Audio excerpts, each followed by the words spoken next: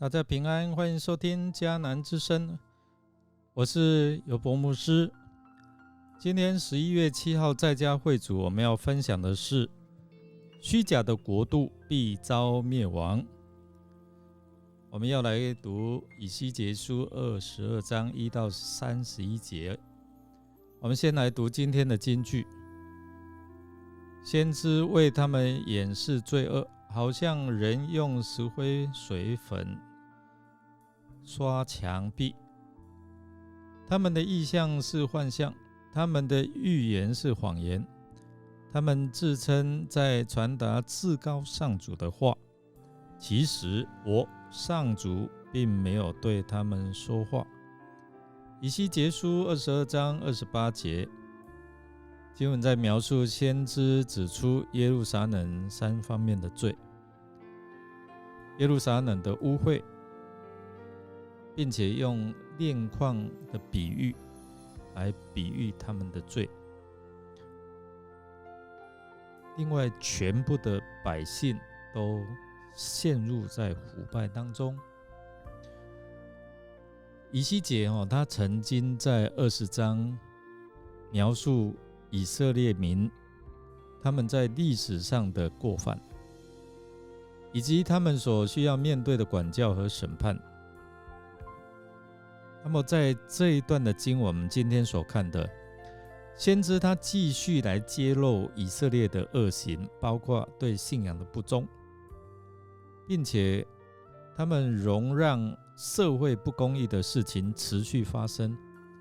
所以呢，耶路撒冷的信仰生活还有政治，他们的环境每况愈下。先知指出犹大国主要的问题，第一个就是流人血和拜偶像。如果你看22章1到5节，他进一步说明流人血与拜偶像怎么导致后面全面性的败坏。耶路撒冷他完全与上帝的呼召他们出埃及所希望达成的目标背道而驰，就是反方向。第二个是指出人之间的伦理道德的罪。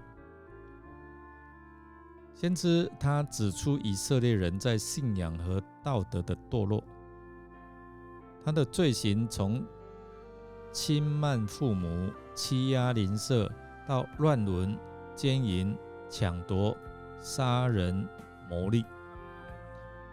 他们的恶行恶状令人恶心，以致上帝要拍掌控诉。这些的罪行遍及以色列人的家庭、社会、道德和信仰的每一个层面。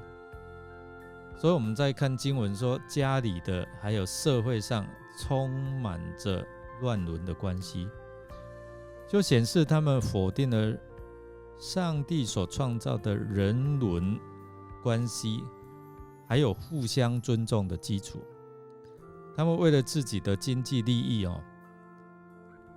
他收取贿赂，也向弟兄取利。他们完全忘记了上帝要在约当中对他们的要求，所以因着他们的恶行，上帝指出要让他们受列国的凌辱，和有列邦的讥笑，并且他们将分散在列国，四散在列邦。上帝要除掉他们的污秽，要他们在列国的眼前因为自己所行的恶行来被亵渎，叫他们自取其咎。那么我们看先知以渣渣必溶于炉的比喻，作为上帝对以色列家的定案。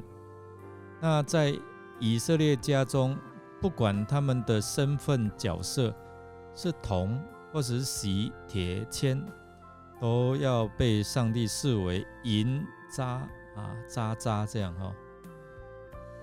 所以我们看在耶路撒冷这个炉中他们被融入，他们不再是火炉中所提炼出来有价值的银，而是变成这个火炉中毫无用处也一无价值的渣渣。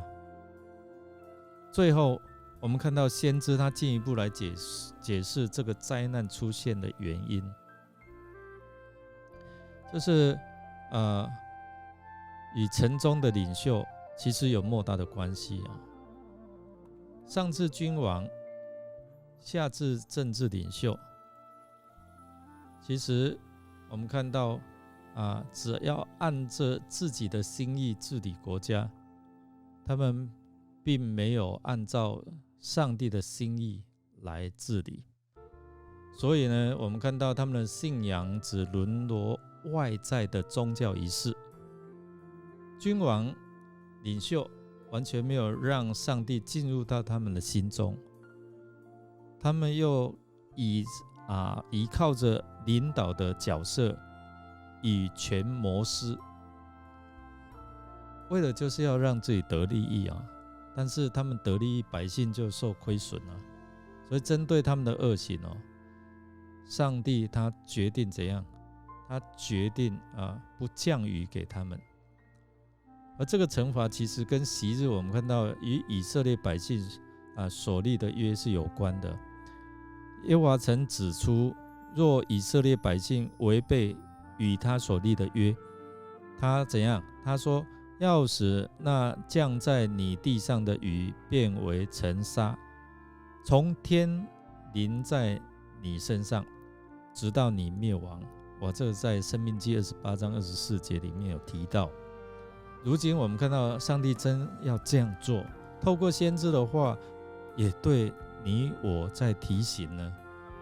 做领袖者可以对跟从他们的人有极大的影响，因此呢，在教会或者是在社会当中，做领袖的人必须要谨慎，包括我们自己，免得把人带离开上帝的恩典。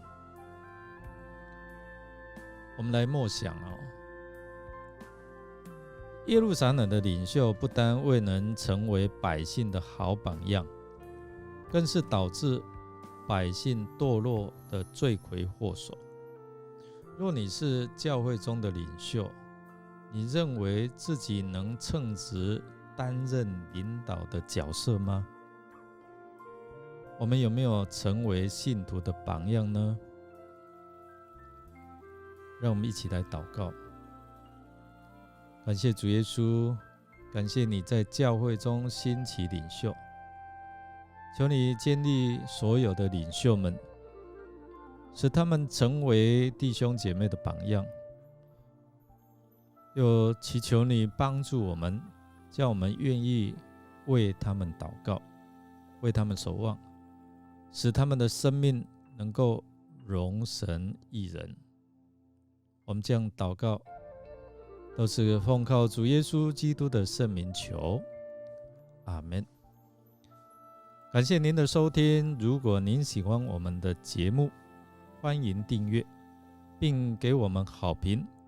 我是尤伯牧师，祝福您一天都充满平安、健康、喜乐。我们下次再见。